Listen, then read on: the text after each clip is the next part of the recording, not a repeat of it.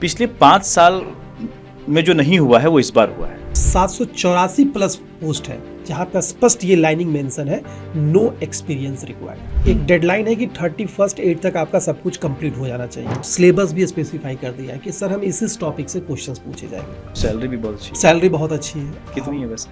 75 के around salary. इसकी जो पोस्टिंग है वो आपकी मुंबई से, नवी मुंबई और मुंबई, ये दो है। नो ट्रांसफर, नहीं। नथिंग। नंबर ऑफ वैकेंसी तो अच्छी है कि लेवल ऑफ क्वेश्चन किस तरह से होंगे? अच्छा लेवल कहेगा, यानी कि आपको कॉन्सेप्चुअल नॉलेज अगर आपके पास है तो आप आंसर कर पाइएगा वहां। स्टेट बैंक ऑफ इंडिया यानी कि एक ऐसा ऑर्गेनाइजेशन जहां पे जॉब करना सभी स्टूडेंट्स के लिए, सभी एस्पिरेंट्स के लिए जो बैंकिंग में आना चाहते हैं, बहुत प्रतिष्ठित माना जाता है। और इस ऑर्गेनाइजेशन में अमूमन as a customer, as a person, जो सिर्फ हम जानते हैं एसबीआई को, हम यही जानते हैं कि उसमें अगर हमें जॉब करना है तो हमें वो बैंक के अंदर जो दिख रहे होते हैं लोग, जो कुर्सियां दिख रही होती हैं, यहाँ पे क्लर्क काम करते हैं, कैशियर काम कर रहे होते हैं, मैनेजर काम कर रहे होते हैं, हमें वही वाला जॉब पोस्ट नज़र आता है। लेकिन चूंकि दुनिया आगे बढ़ रही है, टेक्नोलॉजीज़ का ज़माना है, बहुत तरीके से हम बैंकिंग से जुड़ते हैं आजकल। हम जैसे एग्जांपल के तौर पे इंटरनेट बैंकिंग, या फिर हम योनो ऐप को समझते हैं एसबीआई के तौर पे। इस तरीके से दुनिया आगे बढ़ रही है, बैंकिंग की दुनिया, और इस लिहाज से अलग अलग भर्तियां, अलग अलग पोस्ट का आना भी इसमें लाजमी है। इस बार मैं बात कर रहा हूं एसबीआई एसओ पोस्ट की, जो हाल ही में नोटिफिकेशन जारी हुआ है। इस पोस्ट के अंदर पिछले 5 साल में जो नहीं हुआ है वो इस बार हुआ है। मतलब कि फ्रेशर्स के लिए स्पेशलिस्ट ऑफिसर के तौर पे कुछ पोस्ट नजर आए हैं। और हमारे साथ स्टूडियो में मौजूद हैं expert of SO examination, Vivek sir. Hello sir. Thank you sir.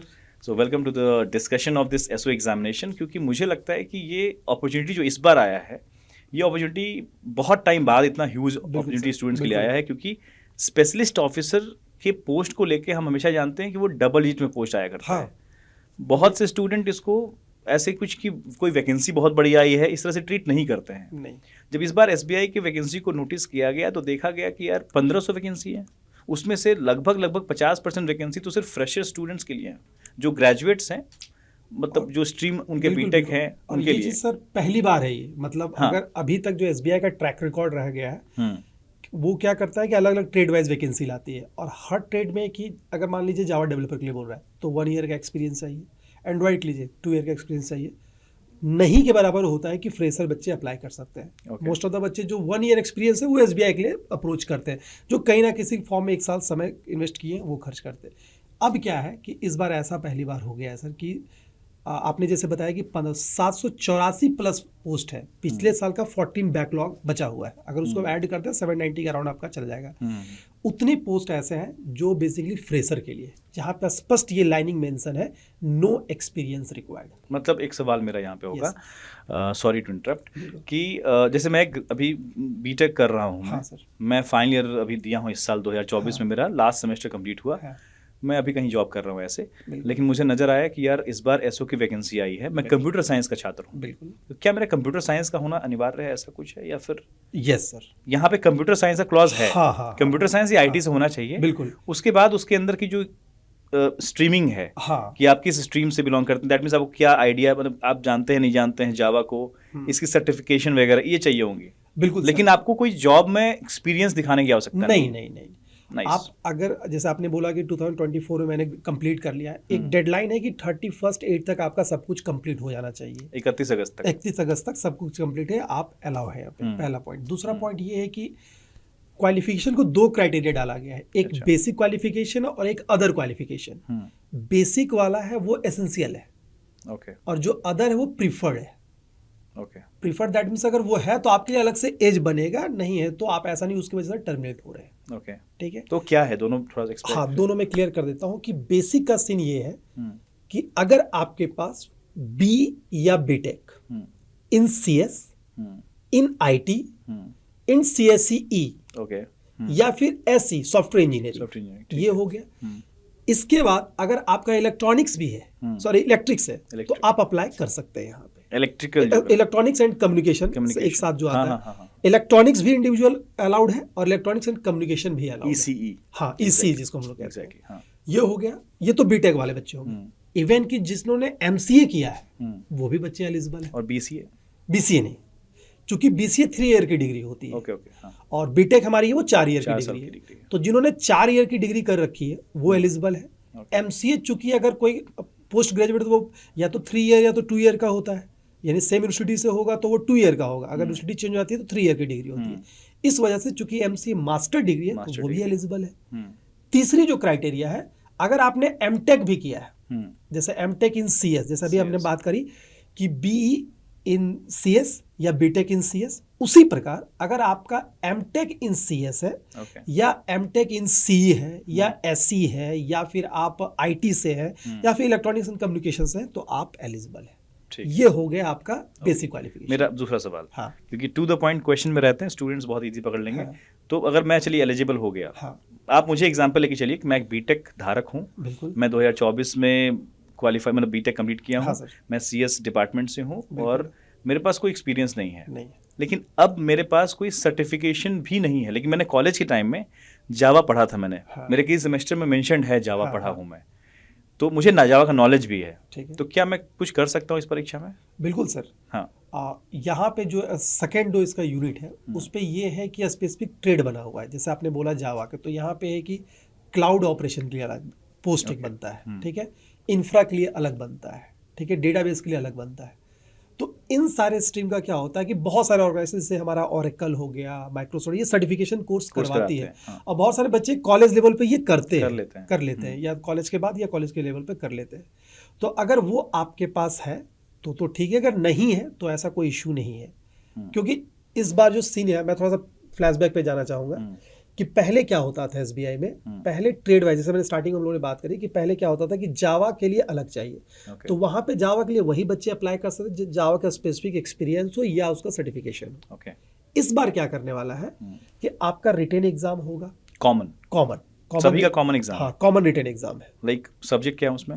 Subject आपका जैसे 2 कैटेगरी बांटी गई, एक जनरल एप्टीट्यूड और दूसरा प्रोफेशनल पेपर। जनरल एप्टीट्यूड में आपका वही इंग्लिश, रीजनिंग और आपका क्वांट है, ठीक, एक सेक्शन ये है, और सेकंड सेक्शन आपका आईटी का पेपर है।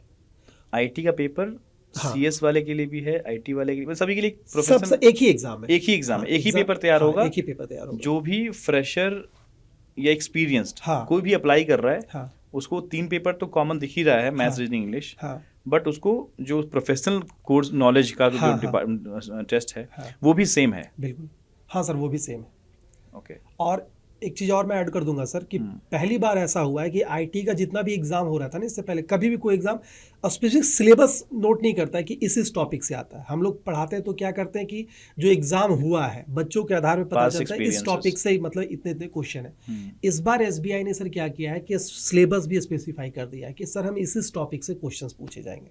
नाइस, ये पहली बार मतलब एसबीआई में देखने को मिला है, तो एक बहुत बड़ी अपॉर्चुनिटी है, बहुत बड़ी है, मतलब इसको क्योंकि एक तो स्टेट बैंक ऑफ इंडिया, उसमें भी आप स्पेशलिस्ट ऑफिसर, दैट मींस कि आप आईटी फील्ड से अगर आप काम कर रहे हैं, आईटी प्राइवेट सेक्टर में काम कर रहे हैं, तो उसके जगह पे अगर आप एसबीआई के साथ काम कर रहे हैं तो लिटरली ये तो मतलब सोने पे सुहागा वाली बात हो गई कि मतलब ये सरकारी नौकरी कौन जान सकते हैं, एसबीआई से बड़ा क्या हो सकता है। और अगर हम अभी 21-22 साल के लड़के हैं और अगर मान लीजिए कि हम कॉलेज जैसे पास आउट किए हैं, हम कॉर्पोरेट में नहीं गए ही नहीं है, तो इससे अच्छा स्टार्ट क्या हो सकता है हमारे करियर का? सैलरी भी बहुत अच्छी है, सैलरी बहुत अच्छी है। कितनी है वैसे?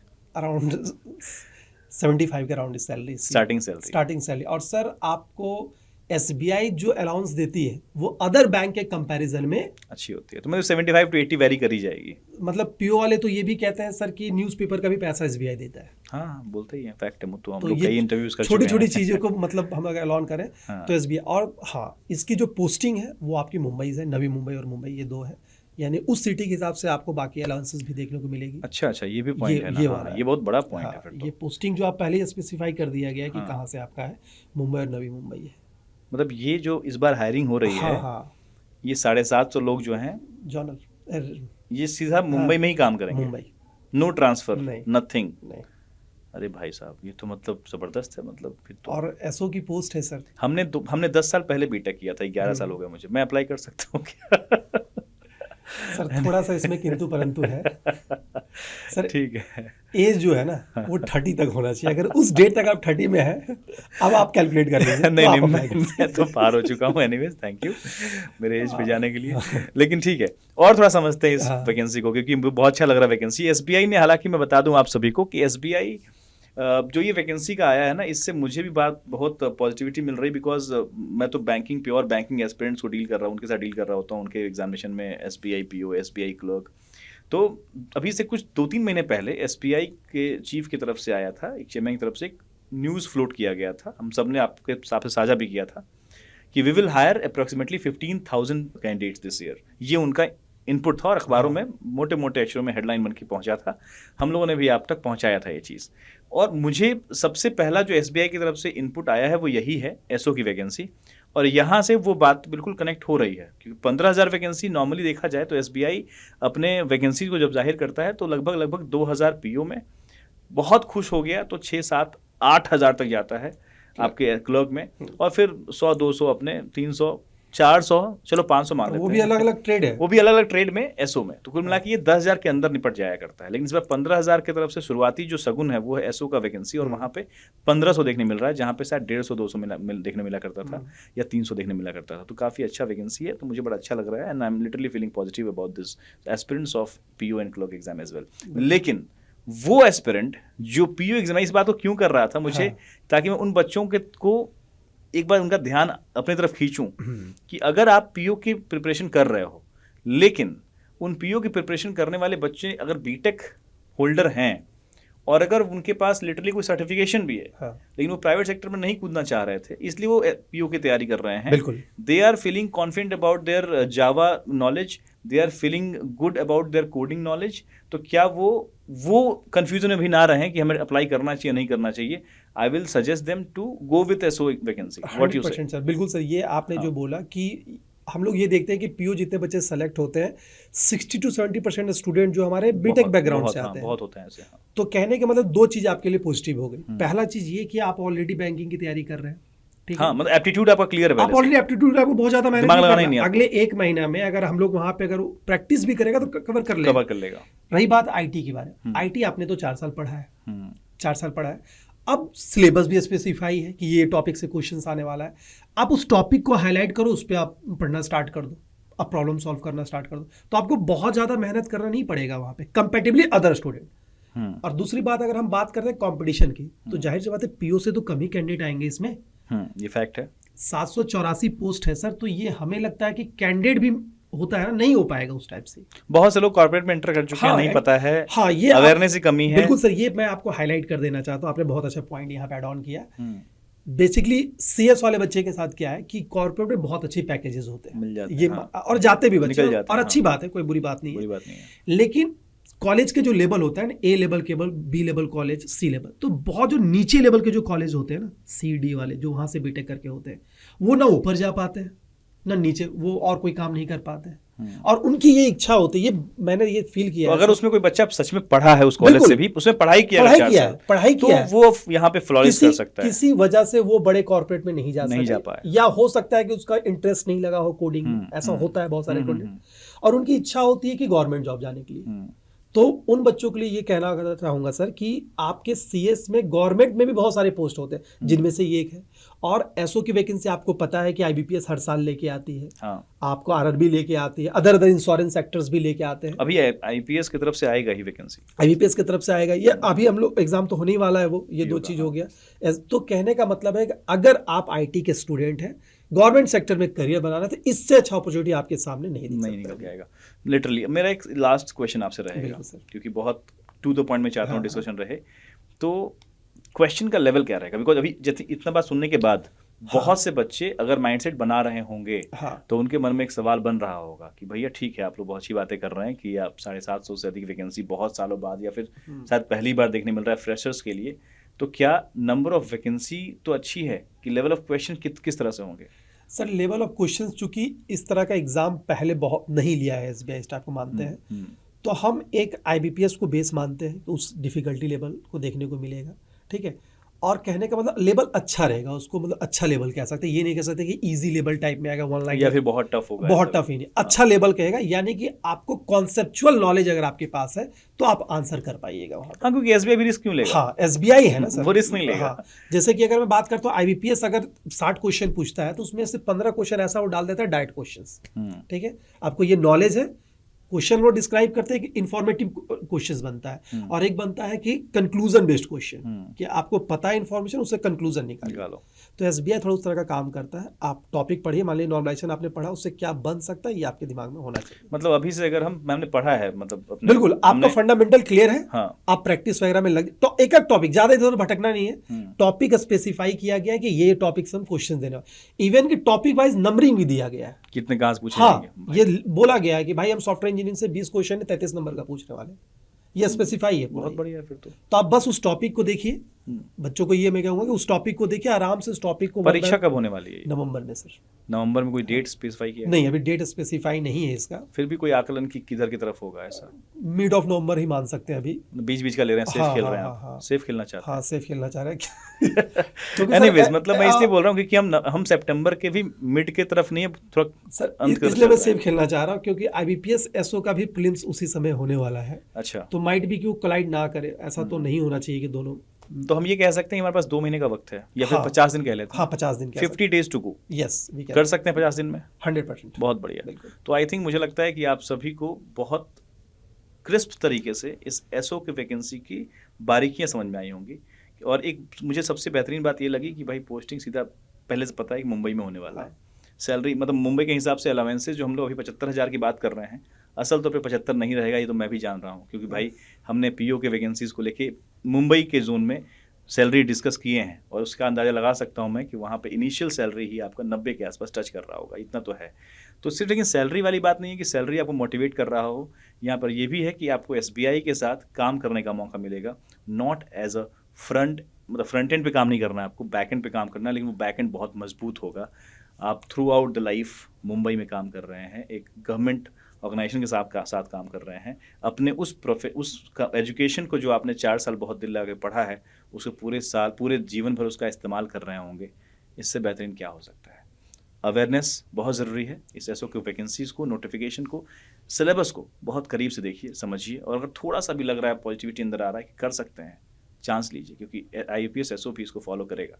कुछ दिन बाद आपको आईपीएस की तरफ से एसओ का वैकेंसी देखने मिलेगा। स्टे ट्यून, पढ़ते रहिए, बढ़ते रहिए और सीखते रहिए। Thank you.